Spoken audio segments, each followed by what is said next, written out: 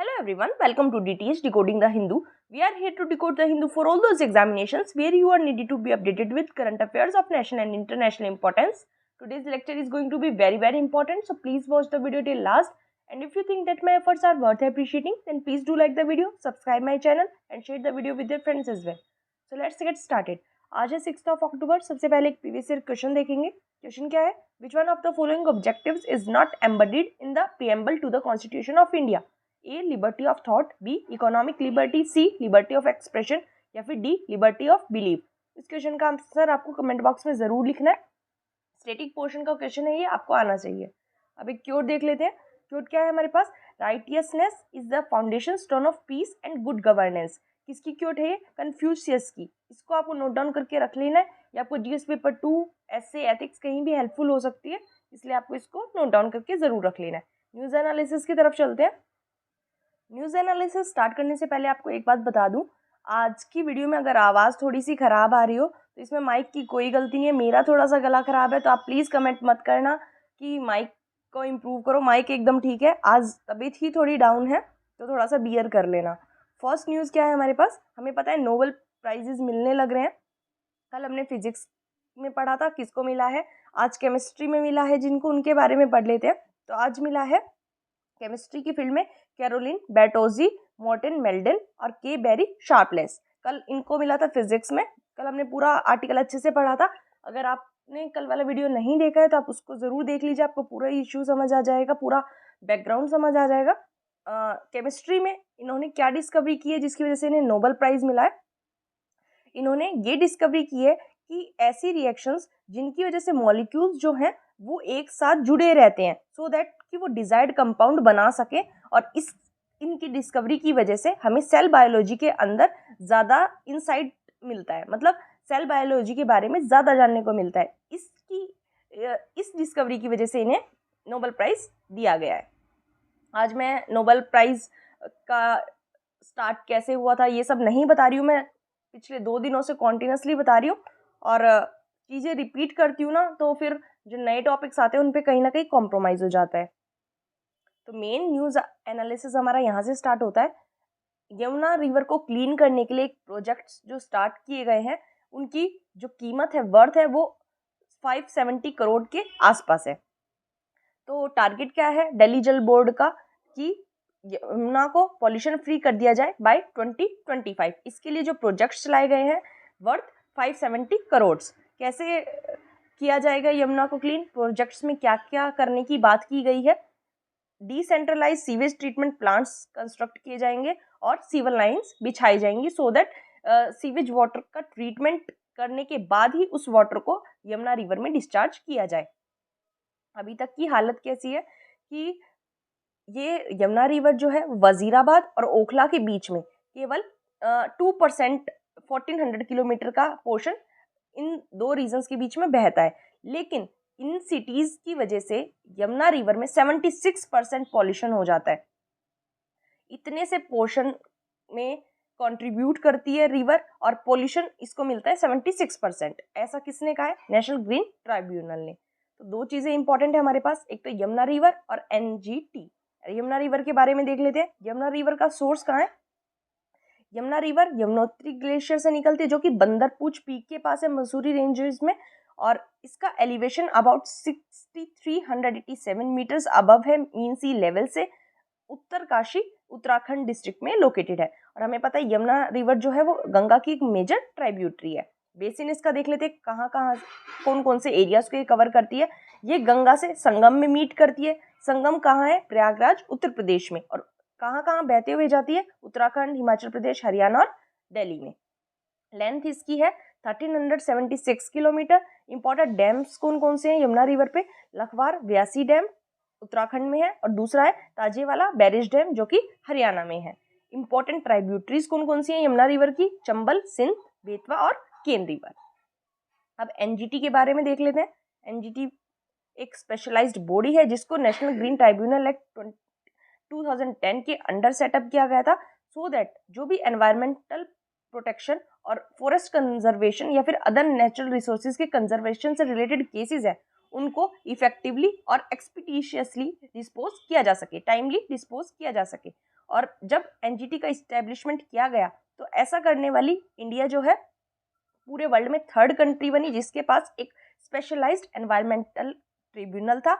Australia और New Zealand India से पहले बना चुके थे और इंडिया फर्स्ट डेवलपिंग कंट्री है जिसने स्पेशलाइज्ड एनवायरमेंटल ट्रिब्यूनल को सेटअप किया।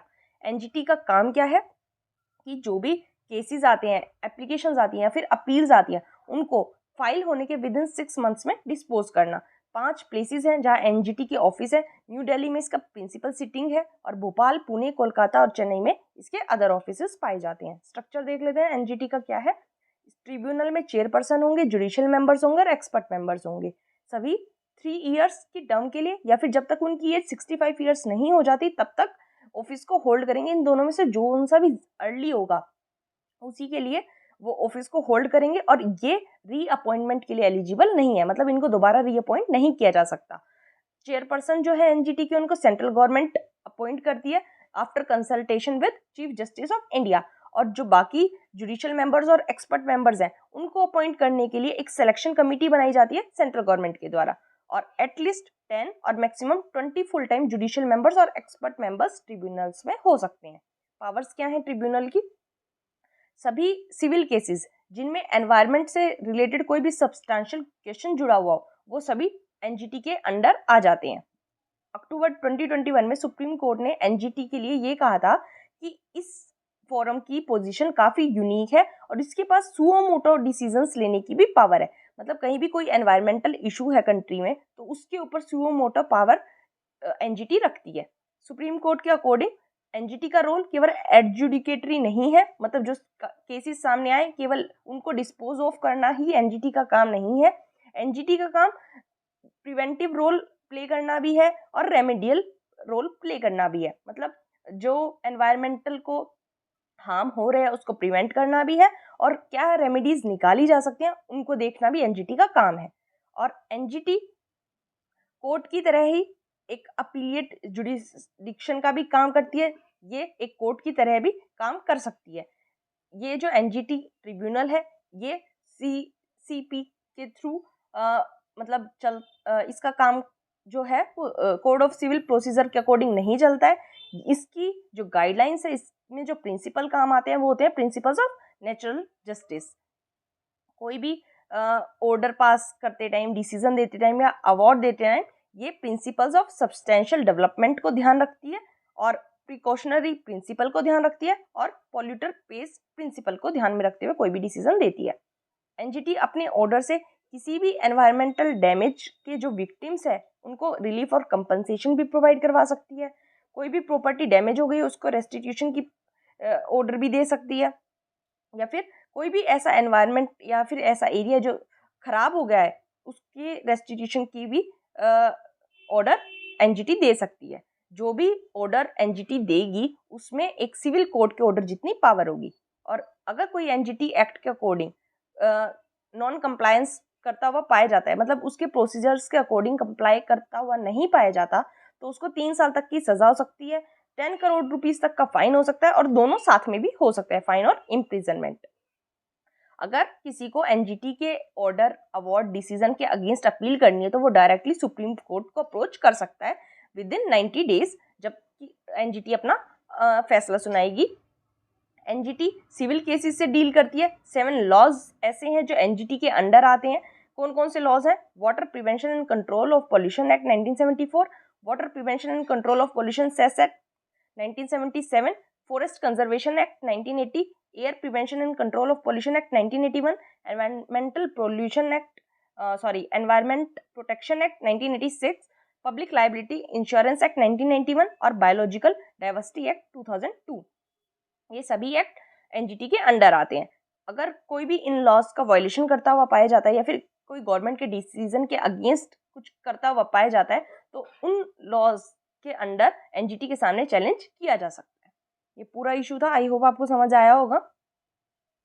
नेक्स्ट आर्टिकल हमारे पास क्या है? हमें पता है आर्कियोलॉजिकल सर्वे ऑफ इंडिया ने जो मध्य प्रदेश का बांधवगढ़ टाइगर रिजर्व है वहाँ कुछ केव्स को ढूंढा था। तो ऐसा माना गया था कि वो केव्स जो है वो बुद्धिस्ट केव है 2nd सेंचुरी की, और कुछ केव्स ऐसी है जिसमें 8th और 9th सेंचुरी के हिंदू टेम्पल्स हैं।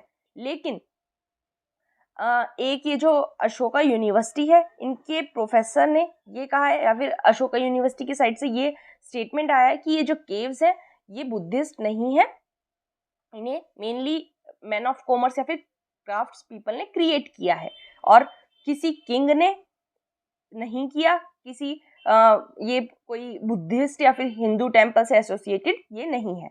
तो इस आर्टिकल में एक चीज़ आपको ये पता होनी चाहिए कि बांधवगढ़ टाइगर रिजर्व जो है वो मध्य प्रदेश में लोकेटेड है, ये इंपॉर्टेंट हो जाता है। दूसरा आपको ये पता होना चाहिए आर्कियोलॉजिकल सर्वे ऑफ इंडिया के बारे में थोड़ा सा background. Archaeological survey of India ministry of agriculture के अंडर काम करता है, और ये आर्कियोलॉजिकल रिसर्च और हमारे नेशन की जो कल्चरल हेरिटेज है उसको प्रोटेक्ट करने के लिए प्रीमियम ऑर्गेनाइजेशन है, मतलब सुप्रीम ऑर्गेनाइजेशन है। ये more than 3650 ancient monuments, archaeological sites और जो भी नेशनल इंपॉर्टेंस के रिमेन्स हैं उनको एडमिनिस्टर करती है। इसकी एक्टिविटीज में क्या क्या इंक्लूड किया जा सकता है? एंटिक्वेरियन रिमेन्स को सर्वे करना, आर्कियोलॉजिकल साइट्स को एक्सप्लोर और एक्सकेवेट करना, और जो प्रोटेक्टेड मॉन्यूमेंट्स हैं उनको कंजर्व और मेंटेन करना। इसको 1861 में अलेक्जेंडर कमिंघम के द्वारा फाउंड किया गया था, और यही इसके फर्स्ट डायरेक्टर जनरल भी थे, इसीलिए इनको फादर ऑफ इंडियन आर्कियोलॉजी भी कहा जाता है। इसके बारे में यही इंपॉर्टेंट था, आपको ये ध्यान रखना है। हमने ये इशू कवर किया था जब आया था कि आर्कियोलॉजिकल सर्वे ऑफ इंडिया के अकॉर्डिंग जो बांधवगढ़ टाइगर रिजर्व में केव्स हैं वो बुद्धिस्ट केव्स और हिंदू टेम्पल से एसोसिएटेड है, हमने ये भी कवर किया था। तो आज ये जो नई इस पे स्टेटमेंट आई है इसको भी हमने कवर कर लिया। नेक्स्ट आर्टिकल हमारे पास क्या है? एक इंडियन फर्म की कफ सिरप की वजह से गैम्बिया कंट्री में 66 डेथ्स हो गई हैं। तो ऐसा किसने कहा है? ऐसा कहा है वर्ल्ड हेल्थ ऑर्गेनाइजेशन ने। यहाँ आपको क्या ध्यान रखना है, ये जो गाम्बिया है ये एक वेस्ट अफ्रीकन नेशन है। आप आज जाके मैप में इसकी लोकेशन जरूर देख लेना, इंपॉर्टेंट हो जाता है कौन कौन सी कंट्रीज के साथ ये इसका बॉर्डर लगता है, किसी सी के साथ लगता है वो भी आपको देख लेना है। दूसरा क्या इंपॉर्टेंट है इस आर्टिकल में कि मेडिसिन में क्या पाया गया है जिसकी वजह से ये डेथ हुई है, क्या रीजन बताया जा रहा है? ये माना जा रहा है कि मेडिसिन जो है वो डाई इथाइलिन ग्लाइकोल या फिर इथाइलिन ग्लाइकोल से कॉन्टामिनेटेड है, जिसकी वजह से डेथ्स हुई हैं। और ऐसा WHO ने जो सैंपल लिए थे उनके एनालिसिस के बाद पता चला है। WHO के बारे में देखना इंपॉर्टेंट हो जाता है। WHO जो है वो यूनाइटेड नेशन की स्पेशलाइज्ड एजेंसी है हेल्थ मैटर्स में, और इसको 1948 में फाउंड किया गया था। हेडक्वार्टर्स इसके जेनेवा स्विट्जरलैंड में सिचुएटेड है। 194 मेंबर कंट्रीज हैं WHO में, 150 कंट्री ऑफिसेज है और 6 इसके रीजनल ऑफिसेज देखने को मिल जाते हैं। ये एक इंटर गवर्नमेंटल ऑर्गेनाइजेशन है जो मेंबर स्टेट्स की मिनिस्ट्री ऑफ हेल्थ के साथ मिलकर कोलैबोरेशन में काम करती है। WHO ग्लोबल हेल्थ मैटर्स में लीडरशिप प्रोवाइड करवाती है, जो हेल्थ रिसर्च एजेंडा होता है उसको शेप करती है, जो हेल्थ के लिए नॉर्म्स और स्टैंडर्ड्स सेट करने हैं वो भी WHO करती है, पॉलिसी ऑप्शंस जो होते हैं उनको आर्टिकुलेट करती है, कंट्रीज को टेक्निकल सपोर्ट प्रोवाइड करवाती है सो दैट वो हेल्थ मैटर्स में रिसर्च कर सके, और हेल्थ ट्रेंड्स को मॉनिटर और एसेस भी WHO ही करती है। WHO ने काम करना 7 अप्रैल 1948 को स्टार्ट किया था, इसलिए 7 अप्रैल को हम वर्ल्ड हेल्थ डे के तौर पे भी सेलिब्रेट करते हैं। इस आर्टिकल में यही इंपॉर्टेंट था, आपको पता होना चाहिए कि एक तो ये नेशन कहाँ लोकेटेड है, दूसरा ये मेडिसिन किस चीज से कंटामिनेटेड पाई गई हैं, डाइइथाइलिन ग्लाइकोल और इथाइलिन ग्लाइकोल से। नेक्स्ट आर्टिकल हमारे पास क्या है? UNHRC में श्रीलंका के जो सिनेरियो, श्रीलंका में जो सिनेरियो चल रहा है उसके ऊपर वोटिंग हुई, तो श्रीलंका को significantly less number of favourable votes मिले हैं UNHRC में। इसके लिए हम UNHRC के बारे में देखेंगे और इशू देख लेते हैं क्या है, कहाँ कहाँ श्रीलंका जो है वो लैग कर रहा है। काफ़ी सारे पॉइंट्स हैं, हमें पता है इकोनॉमिक क्राइसिस चल रहा है, काफ़ी सारे गवर्नेंस फैक्टर्स हैं, रूट कोजेज है जिनकी वजह से श्रीलंका में ये इकोनॉमिक क्राइसिस देखने को मिला है, और डीपनिंग मिलिटराइजेशन जो वहाँ हो रहा है, lack of accountability in governance, और जो ह्यूमन राइट्स वायलेशन और एब्यूसेस वहाँ हो रहे हैं, इसकी वजह से UNHRC में श्रीलंका की पोजीशन जो है वो काफ़ी वीक हो गई है।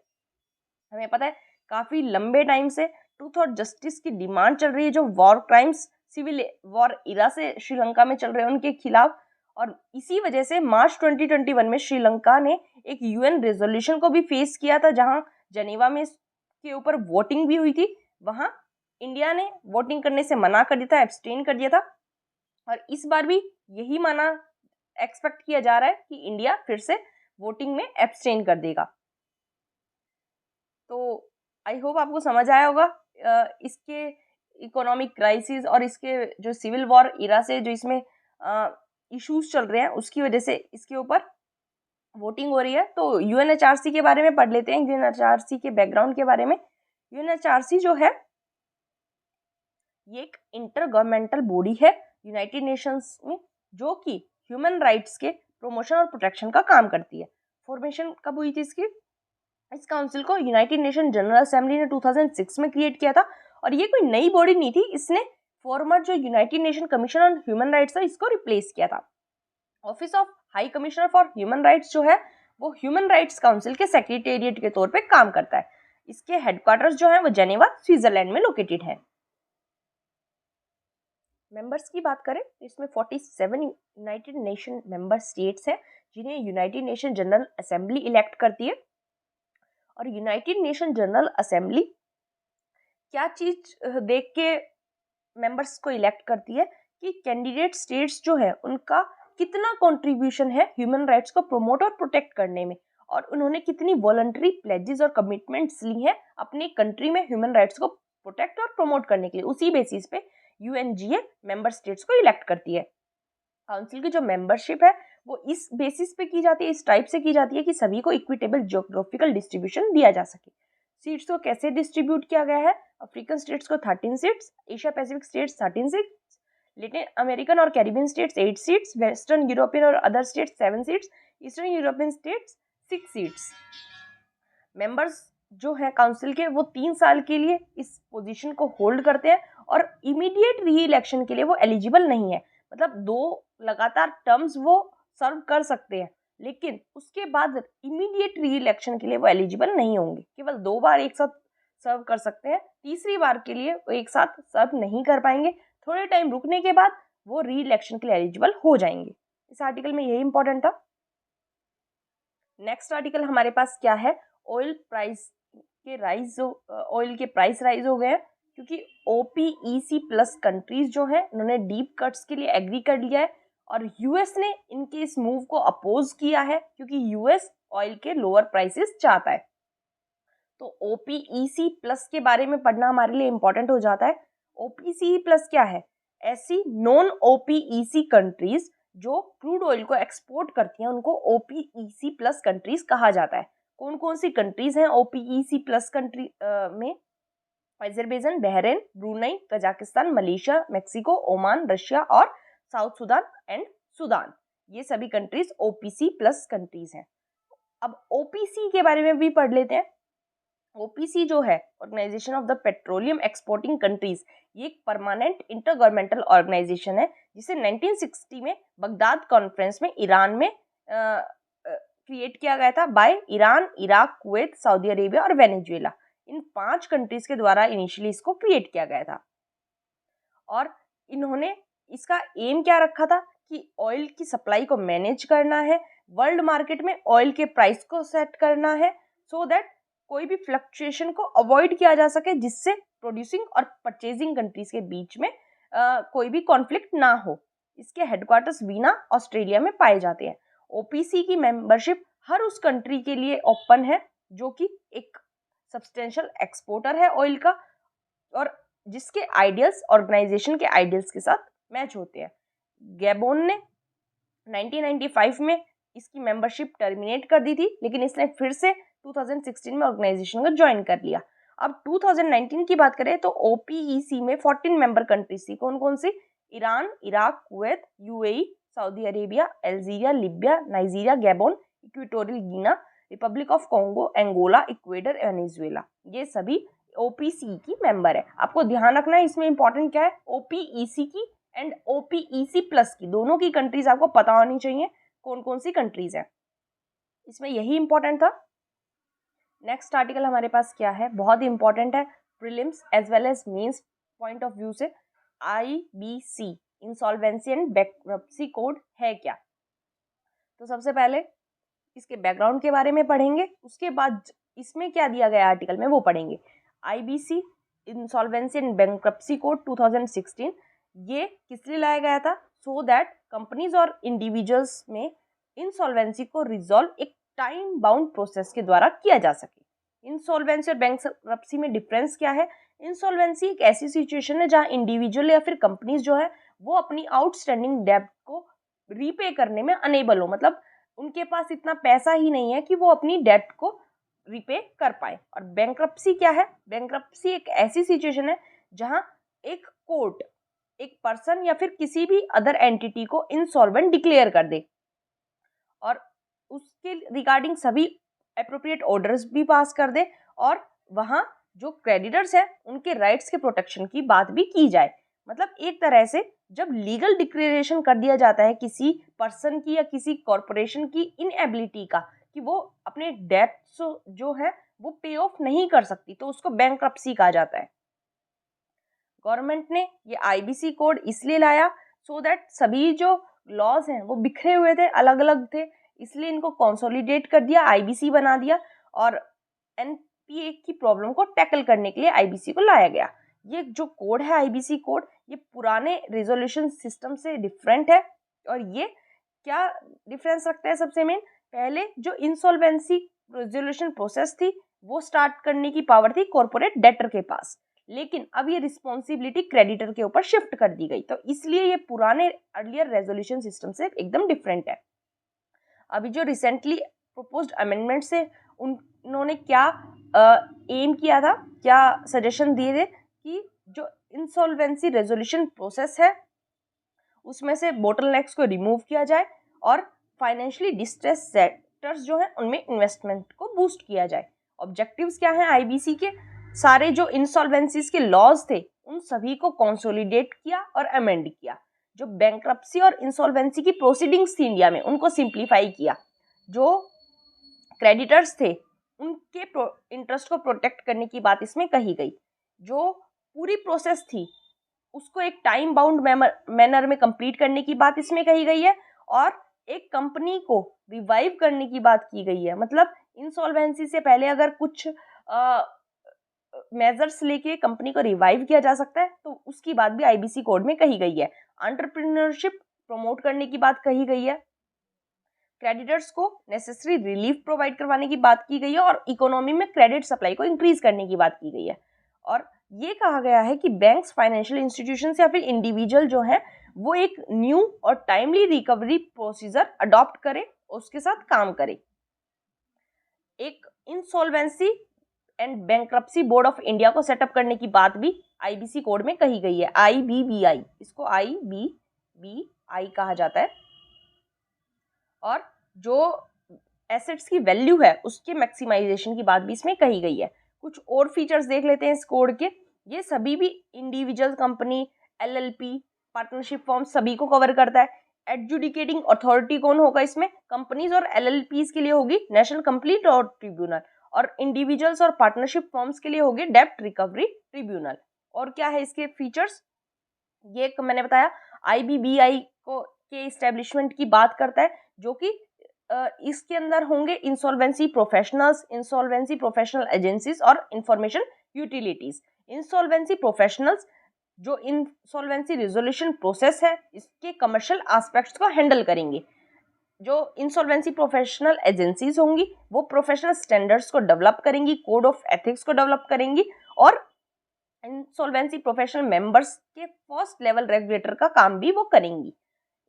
और इसकी वजह से क्या होगा? क्रॉस बॉर्डर इंसॉल्वेंसी के प्रोविजंस को भी इनेबल किया जाएगा। क्रॉस बॉर्डर इंसॉल्वेंसी है उसके केसेस को भी रिजॉल्व किया जा सकेगा। ये पूरा आईबीसी के बारे में था, मैंने आपको बैकग्राउंड बता दिया। अब ये जो आर्टिकल आया इसमें देख लेते हैं क्या कहा जा रहा है। सबसे पहले आईबीसी के बारे में ही बताया है कि एक ग्रोइंग इकोनॉमी में हेल्दी क्रेडिट फ्लो कितना जरूरी है और नई कैपिटल का जनरेट होना कितना जरूरी है। लेकिन जब एक कंपनी या बिजनेस इंसॉल्वेंट हो जाता है या फिर उसको बीमार भी कह सकते हैं, और इट मींस इसने अपने लोन्स पे डिफॉल्ट करना स्टार्ट कर दिया है। इंसॉल्वेंट का मतलब मैंने आपको क्या बताया? जब वो अपने डेट को रीपे करने में अनेबल हो जाए और इन ऑर्डर टू क्रेडिट, इस वजह से कि वो इस सिस्टम में स्टक ना हो जाए। मतलब आज उसकी पोजीशन 50% लोन्स को रीपे करने की नहीं है, कहीं ये 50% 100% पे ना पहुंच जाए और वो इसी सिस्टम में स्टक ना हो जाए या फिर बैड लोन्स में उसके लोन्स ना टर्न हो जाए। इसलिए बैंक्स और क्रेडिटर्स के लिए इम्पोर्टेंट है कि वो डिफॉल्टर से जल्दी अपना पैसा रिकवर कर ले, जितनी जल्दी वो कर पाए। इसलिए 2016 में जब इंडिया में नॉन परफॉर्मिंग एसेट्स की वैल्यू काफ़ी ज़्यादा हो रही थी, डेट डिफॉल्ट्स काफ़ी ज़्यादा बढ़ रहे थे और ओल्ड लोन रिकवरी मैकेनिज्म्स जो थे, पुराने तरीके जो थे लोन को रिकवर करने के, वो भी अच्छे से परफॉर्म नहीं कर पा रहे थे। उस टाइम आईबीसी को इंट्रोड्यूस किया गया और जो पुराने लॉज थे उन सभी को कंसोलिडेट करके आईबीसी में इंक्लूड कर दिया गया और इसको एक टाइम बाउंड मैकेनिज्म बनाया गया जिसमें क्रेडिटर इन कंट्रोल मॉडल रखा गया। मतलब क्रेडिटर का मेन रोल है एज कंपेयर टू डेटर। पहले डेटर का मेन रोल होता था और अब क्रेडिटर इन कंट्रोल मॉडल को अपनाया गया। जब इंसॉल्वेंसी की प्रोसेस को स्टार्ट किया जाता है आईबीसी के तहत तो दो आउटकम्स हो सकते हैं, या तो रिजोल्यूशन या फिर लिक्विडेशन। अब चैलेंजेस की बात करें आईबीसी के, तो सबसे पहली बात, आईबीसी का ऑब्जेक्टिव क्या है? फर्स्ट ऑब्जेक्टिव क्या है? रिजोल्यूशन, कि कोई रिजॉल्व हो जाए बात, कोई ऐसा वे निकल जाए जिससे बिजनेस को सेव किया जा सके, रिस्ट्रक्चरिंग से या फिर उसकी ओनरशिप चेंज करके या फिर मर्जर से, किसी भी तरीके से बिजनेस को सेव करना फर्स्ट ऑब्जेक्टिव है आईबीसी का। सेकंड ऑब्जेक्टिव क्या है? कि जो कॉर्पोरेट डेटर है उसके एसेट्स की वैल्यू को मैक्सिमाइज करना, सो दैट अगर इंसॉल्वेंसी हो भी रही है तो क्रेडिटर को ज़्यादा से ज़्यादा अमाउंट मिल पाए। थर्ड क्या है? कि एंटरप्रेन्योरशिप प्रमोट करना, क्रेडिट अवेलेबिलिटी प्रोवाइड करवाना और बैलेंस ऑफ इंटरेस्ट, ये इसका थर्ड ऑब्जेक्टिव है। आईबीसी को मैंने आपको बताया एक टाइम बाउंड मैकेनिज्म को ध्यान में रख के तैयार किया गया है। टाइमलीनेस यहाँ सबसे इम्पॉर्टेंट है, टाइमलीनेस की है यहाँ, क्योंकि इसी से वायबिलिटी देखी जाती है बिजनेस की और ये तय किया जाता है कि एसेट्स की जो वैल्यू है वो फर्दर खराब ना हो, डेटेरिएट ना हो। आईबीसी के लिए पहले 180 डेज की डेडलाइन रखी गई थी रिजोल्यूशन प्रोसेस को कंप्लीट करने के लिए और इसमें 90 डेज का एक्सटेंशन परमिट किया गया था, लेकिन बाद में इसको अमेंड किया गया और टोटल टाइमलाइन को रख दिया गया 330 डेज। 330 डेज ऑलमोस्ट एक ईयर के बराबर हो जाते हैं। और फाइनेंशियल ईयर 2022 में क्या पाया गया कि जो 1000 करोड़ से ज़्यादा के केसेस हैं, ऐसी कंपनीज है जो 1000 करोड़ की ज़्यादा से केसेस में इन्वॉल्व है, उनके केसेस को सॉल्व करने में 772 डेज लगे। तो ये देखा जा रहा है कि एवरेज नंबर ऑफ डेज जो है ना केसेस को रिजॉल्व करने के, वो बढ़ते जा रहे हैं। तो ये इसका सबसे बड़ा एक लूप होल कह सकते हैं। और दूसरी जो लूप होल है सबसे बड़ा, वो है हेयर कट। हेयर कट का मतलब क्या होता है? ये टर्म आपके लिए बहुत ही इंपॉर्टेंट है। एग्जामिनेशन में आपको इसका एग्जैक्ट मीनिंग पता होना चाहिए। हेयर कट का मीनिंग क्या है?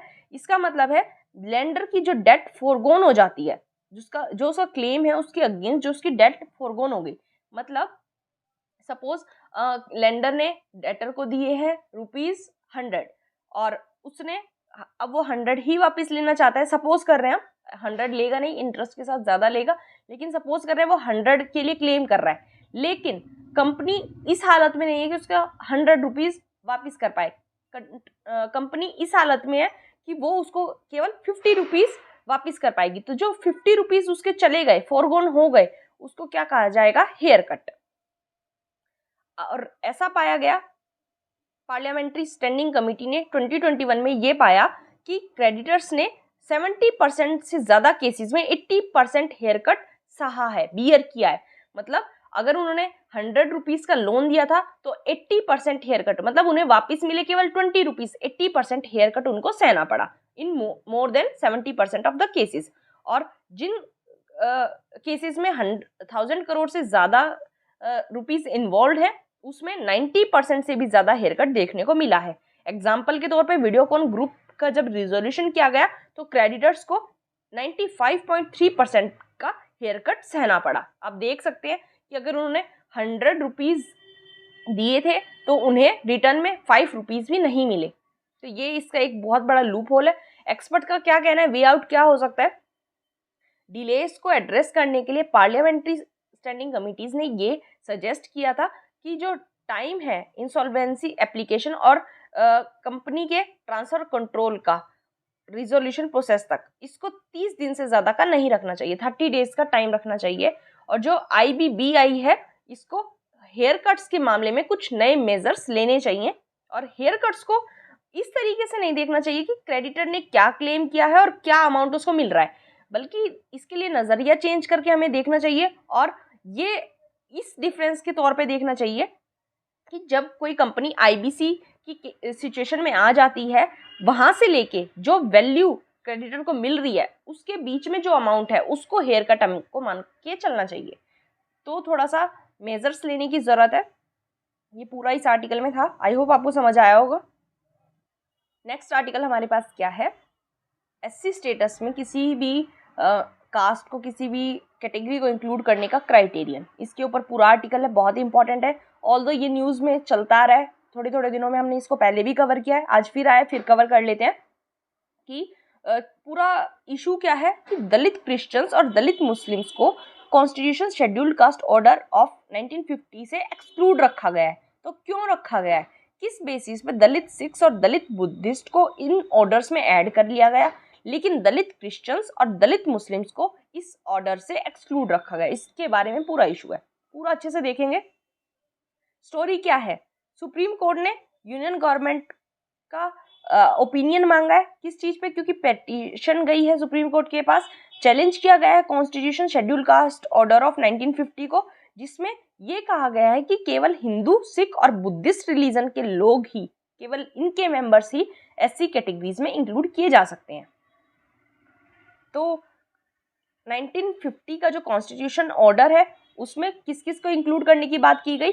जब इनेक्ट किया गया था इसे 1950 में कॉन्स्टिट्यूशन शेड्यूल कास्ट ऑर्डर को, तो केवल इसने हिंदूज को माना था कि हिंदूज ही एससी में ऐड हो सकते हैं, क्योंकि जो अनटचेबिलिटी की प्रैक्टिस थी वो केवल और केवल हिंदूज में प्रोमिनेंट थी, ऐसा माना गया था। लेकिन इस ऑर्डर को 1956 में अमेंड किया गया और ऐसे दलित जो सिखिज्म में कन्वर्ट हो गए उनको भी एससी में इंक्लूड करने की बात कह दी गई, इंक्लूड कर दिया गया। और 1990 में क्या किया गया, ऐसे दलित जो बुद्धिज्म में कन्वर्ट हो गए उनको भी इस कैटेगरी में इंक्लूड कर दिया गया। मतलब constitution schedule caste order of 1950 में अब हिंदूज और सिख्स और बुद्धिस्ट ये तीनों इंक्लूड कर दिए गए। और ऐसा करने के लिए किसने सजेशन दिया था, काका कालेकर कमीशन ने 1955 में, और हाई पावर्ड पैनल जो माइनॉरिटीज पे बनाया गया था, शेड्यूल कास्ट और शेड्यूल ट्राइब्स पे 1983 में, उनकी रेकमेंडेशन की वजह से इनको इंक्लूड कर दिया गया।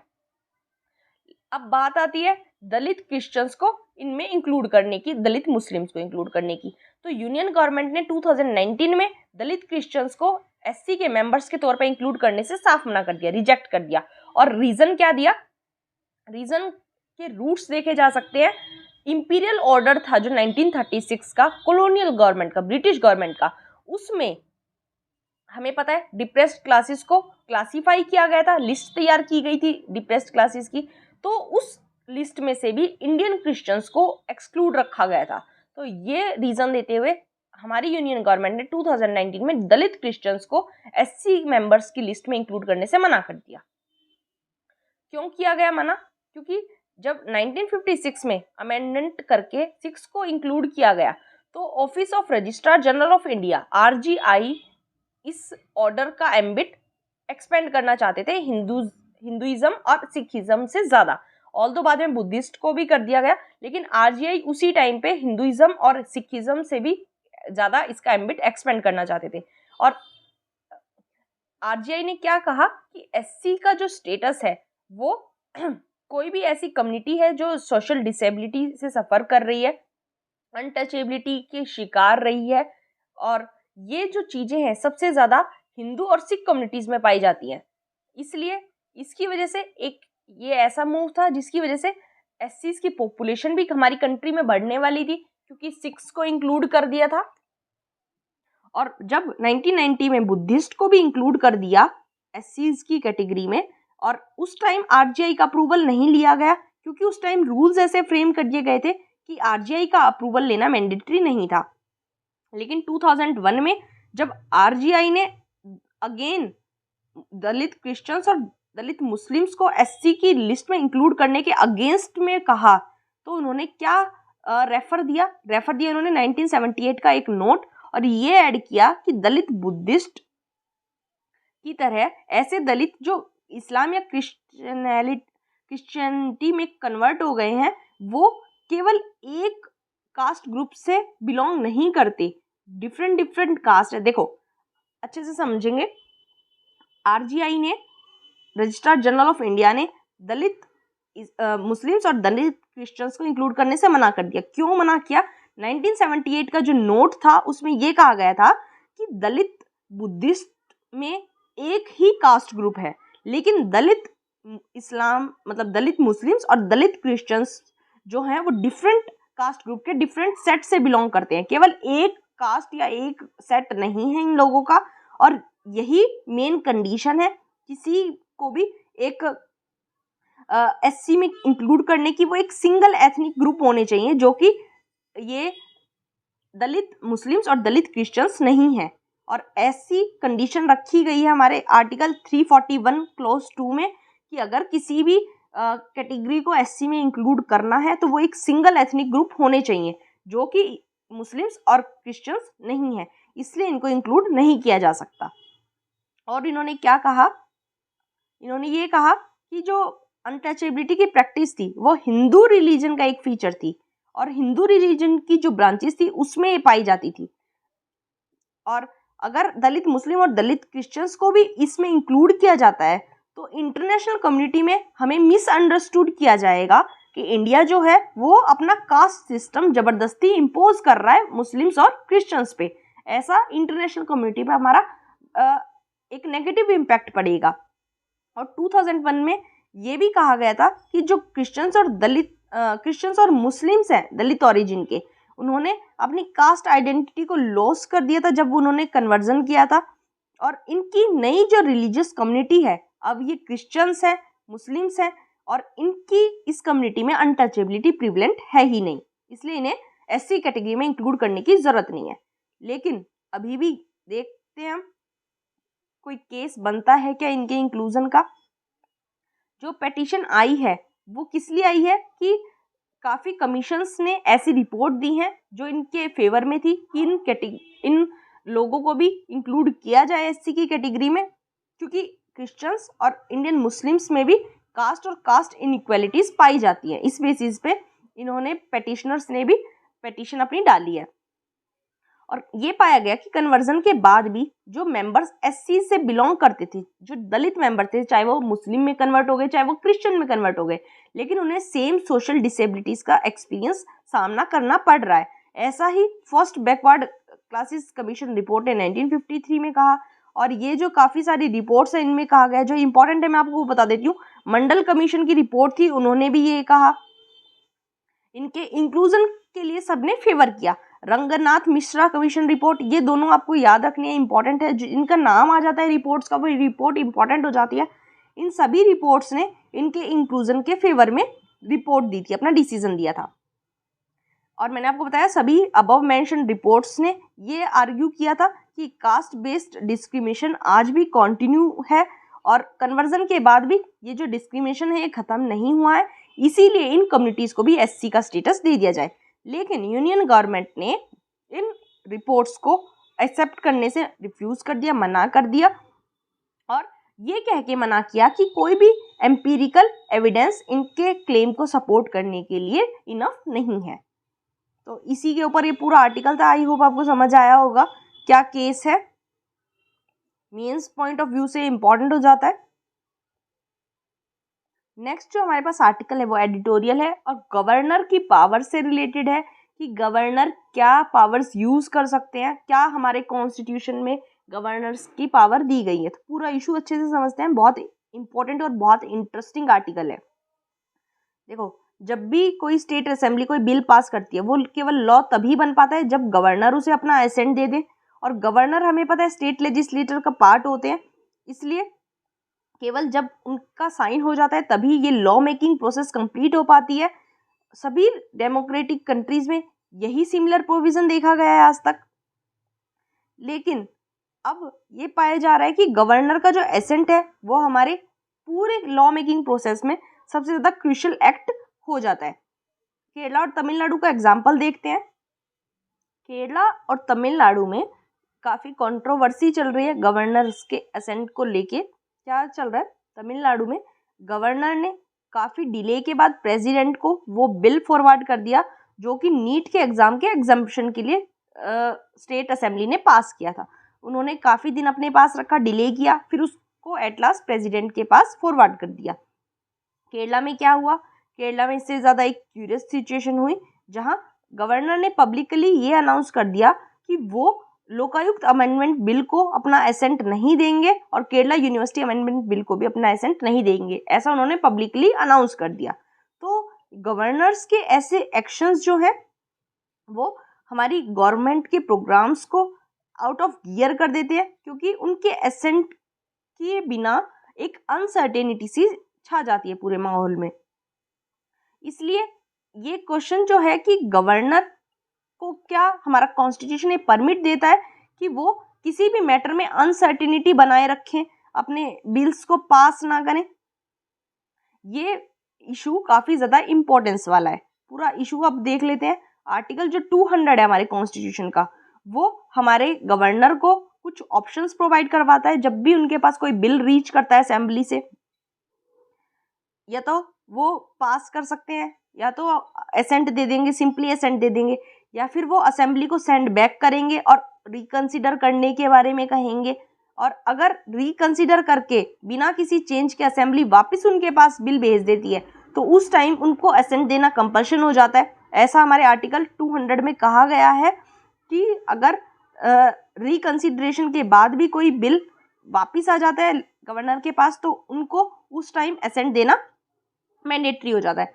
थर्ड ऑप्शन क्या है कि गवर्नर किसी भी बिल को प्रेसिडेंट के कंसिडरेशन के लिए रिजर्व रख सकते हैं, और इस प्रोविजन से ये क्लियर हो जाता है कि अगर कोई बिल प्रेसिडेंट के कंसिडरेशन के लिए रिजर्व किया गया है तो गवर्नर ऐसा ओपिनियन रखते हैं कि बिल की वजह से जो हाई कोर्ट की पावर्स हैं वो किसी न किसी तरह खतरे में है, ऐसा माना जाता है।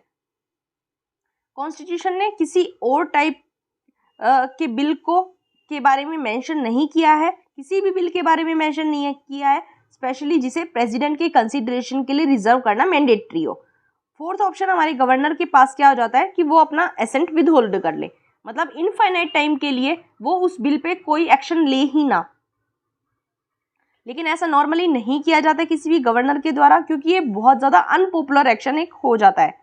तो ये फैक्ट कि हमारा कॉन्स्टिट्यूशन कोई भी ग्राउंड मेंशन नहीं करता जिस ग्राउंड के बेसिस पे गवर्नर जो है वो बिल पे एसेंट को विद होल्ड करे, तो ऐसा करना ये पावर गवर्नर के द्वारा स्पेरिंगली यूज की जाती है और काफ़ी केयरफुल कंसिडरेशन के बाद की जाती है कि ऐसे एक्शन के कॉन्सिक्वेंसेस क्या होंगे।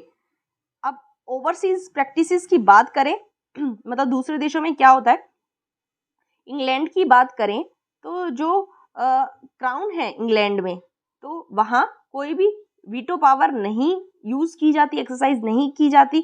अब इंग्लैंड के क्राउन के द्वारा यूनाइटेड स्टेट्स की बात करें तो प्रेसिडेंट के पास ये कॉन्स्टिट्यूशन ने पावर दी है कि वो अपना एसेंट रिफ्यूज़ कर सकते हैं या फिर हाउस के पास बिल को रिटर्न कर सकते हैं। और लेकिन अगर हाउस दोबारा बिल को पास कर दे 2/3 ऑफ मेजॉरिटी से, तो उस टाइम वो बिल जो है वो लॉ बन जाता है। तो ये जो रिफ्यूज़ल की प्रैक्टिस है, एसेंट ना देने की जो प्रैक्टिस है, वो अदर डेमोक्रेटिक कंट्रीज में फॉलो नहीं की जाती है। इंडियन कॉन्स्टिट्यूशन में इसके लिए कोई रेमेडी भी प्रोवाइड नहीं की गई है।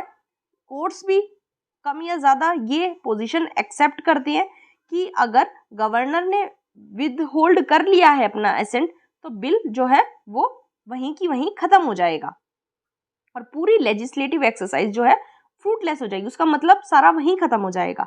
इस चैलेंज में क्या इश्यूज आ जाते हैं कि जो हमारी स्टेट की गवर्नमेंट है, क्या वो गवर्नर के इस एसेंट रिफ्यूज़ल को कोर्ट ऑफ लॉ में चैलेंज कर सकती है या नहीं, कि मतलब अगर गवर्नर किसी बिल पे अपना एसेंट रिफ्यूज़ कर देते हैं तो क्या ये डिसीजन उनका कोर्ट में चैलेंज किया जा सकता है या नहीं। आर्टिकल 361 जो है हमारे कॉन्स्टिट्यूशन का, वो कोर्ट को प्रोहिबिट करता है गवर्नर या प्रेसिडेंट के खिलाफ किसी भी एक्शन के लिए प्रोसीडिंग इनिशिएट करने से, और वो कोर्ट प्रोसीडिंग से पूरी की पूरी इम्यूनिटी एंजॉय करते हैं। और ये एक यूनिक सिचुएशन होगी जहां गवर्नमेंट जो है वो गवर्नर के एक्शन को चैलेंज करेगी अपने बिल को विदहोल्ड करने के लिए, उस पे एसेंट को विदहोल्ड करने के लिए। इसलिए जब गवर्नर ये डिक्लेयर करते हैं कि वो अपना एसेंट विदहोल्ड कर रहे हैं तो उन्हें उस रीज़न को डिस्क्लोज करना होगा कि वो रिफ्यूज़ क्यों कर रहे हैं। ऐसा रिफ्यूज़ल का उन्हें रीज़न देना मैंडेटरी कर देना चाहिए, क्योंकि गवर्नर जो है वो एक हाई कॉन्स्टिट्यूशनल अथॉरिटी है, वो एक आर्बिट्ररी मैनर में एक्ट नहीं कर सकते, बचकानी हरकतें एक तरह से वो नहीं कर सकते। इसलिए अगर वो असेंट अपना रिफ्यूज़ कर रहे हैं तो उन्हें अपने रीजंस देने होंगे। और यही बात Rameshwar Prasad and others versus union of India case में भी सुप्रीम कोर्ट ने कही थी। ये क्लेम किया गया है कि हमारे कॉन्स्टिट्यूशन में गवर्नर को किस मैटर पे, एसेंट के मैटर पे कितने टाइम में डिसाइड करना है, इसके लिए कोई फिक्स टाइमलाइन नहीं दी गई है। इसलिए वो कितने भी टाइम का वेट कर सकते हैं बिना कुछ किए हुए। ये इलॉजिकल है और कॉन्स्टिट्यूशनल स्कीम के अगेंस्ट है, क्योंकि इस वजह से लॉ मेकिंग प्रोसीजर हैम्पर होता है और लॉ के लिए इनके एसेंट को लेने या फिर डिनाई करने के लिए कोई टाइमलाइन ना होना, इसका मतलब क्या है, गवर्नर इनडेफिनिट टाइम के लिए बिल को अपने पास रोक के रख सकते हैं जो बिल असेंबली ने पास कर दिया है। आर्टिकल 200 जो है वो ऐसा कोई ऑप्शन नहीं देता। गवर्नर को कोई ना कोई एक ऑप्शन एक्सरसाइज ज़रूर करना होता है जो आर्टिकल में दिया गया है। इसलिए ये समझने की ज़रूरत है कि ये ऑप्शन देने का पर्पज़ क्या है, कि पर्पज़ ही यही है कि जो अथॉरिटी है वो इनमें से किसी एक ऑप्शन को एक्सरसाइज करे, ना कि ये करे कि उन ऑप्शंस में से किसी को भी चूज ना करे, उन ऑप्शंस को एकदम आइडल रख के कोई भी एक्ट ना करे। तो अनरीजनेबल एक्ट्स जो हैं वो अनसस्टेनेबल हो जाते हैं लॉ मैटर्स में। इसलिए इस चीज़ पे सोचने की, विचारने की ज़रूरत है। नेक्स्ट और लास्ट आर्टिकल हमारे पास क्या है, इंडिया ने रशिया के खिलाफ फिर से वोट देने के लिए मना कर दिया है, फिर से हमने एब्सटेन कर दिया है, वोटिंग नहीं की है। और ये आर्टिकल इसलिए आया क्योंकि हमारे प्राइम मिनिस्टर मोदी जी ने मिस्टर जेलेंस्की से बात की है फ़ोन पे, और उस फ़ोन कॉल पे न्यूक्लियर सेफ्टी की इम्पोर्टेंस के बारे में बात की गई, ज़ैपोरिज़िया प्लांट के बारे में बात की गई, IAEA के बारे में जो कंसर्न चल रहा है उसके बारे में बात की गई, और ये बात की गई कि रशिया और यूक्रेन के बीच में एक न्यूक्लियर प्रोटेक्टिव जोन को जो एनफोर्स करने की ज़रूरत है उस सब के बारे में बात की गई।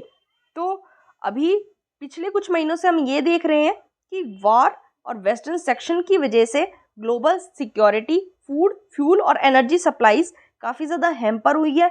इनके ऊपर काफ़ी बुरा इम्पैक्ट देखने को हमें मिला है। लेकिन हमने क्या किया, हमने अब भी रशिया के खिलाफ वोट नहीं किया, वोटिंग से हमने एब्सटेन कर दिया। तो हमारे मोदी जी के कमेंट्स और एक्सटर्नल अफेयर मिनिस्टर जो हैं उनके रिमार्क्स कि यूएन चार्टर पे और टेरिटोरियल सॉवरेनिटी को प्रोटेक्ट करने पे हमारे जो रिमार्क्स हैं उनके बीच में कोरिलेट करना काफ़ी मुश्किल हो गया है, क्योंकि अभी भी ऐसे रशिया के एक्शंस जो हैं यूक्रेन में उन पे हमने कोई भी वोटिंग नहीं की है, एब्सटेन किया है वोटिंग से।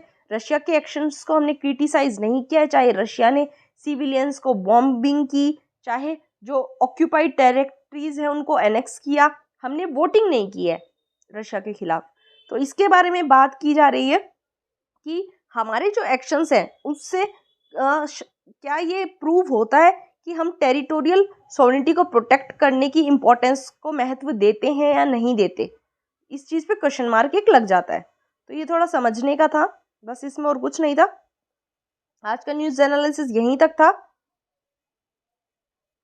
अब जो आज का क्वेश्चन था उसके बारे में डिस्कस कर लेते हैं, उसका आंसर देख लेते हैं क्या होगा। Which one of the following objectives is not embedded in the preamble to the constitution of India. इन क्वेश्चन क्या है, हमारे कॉन्स्टिट्यूशन के प्रीएम्बल में इनमें से कौन सा ऑब्जेक्टिव नहीं रखा गया है। A, liberty of thought, B, economic liberty, C, liberty of expression, D, liberty of belief. तो सबसे पहले मैं आपको एक बात कहना चाहूँगी, बहुत ही इंपॉर्टेंट है, प्रीएम्बल को पूरा का पूरा याद कर लो। एग्जामिनेशन पॉइंट ऑफ व्यू से काफ़ी इंपॉर्टेंट है, ज़्यादा बड़ा भी नहीं है और ये रियली में बहुत इंपॉर्टेंट है। इससे एक दो क्वेश्चन ज़रूर आपके टारगेट हो जाएंगे। तो इस क्वेश्चन का आंसर होगा इकोनॉमिक लिबर्टी, क्योंकि हमारे प्रीएम्बल में liberty of thought, belief and expression की बात की गई है। तो ये A, B ए, सी और डी में liberty of thought, expression and belief, ये तीनों आ गए। इकोनॉमिक लिबर्टी की बात प्रीएम्बल में कहीं भी नहीं की गई है, इसलिए इसका आंसर हो जाएगा बी। आई होप आपने ये क्वेश्चन अटेम्प्ट किया होगा। क्वेश्चंस को ज़रूर अटेम्प्ट किया कीजिए। क्वेश्चन को अटेम्प्ट करेंगे तभी आपको कॉन्सेप्ट अच्छे से क्लियर होंगे। तो आज का लेक्चर यहीं ख़त्म होता है। आई होप आपको लेक्चर हेल्पफुल लगा हो। अगर सच में हेल्पफुल लगा है तो प्लीज़ वीडियो को लाइक ज़रूर कर दें, मेरे चैनल को सब्सक्राइब कर दें और वीडियो को ज़्यादा से ज़्यादा शेयर करें। Thank you so much.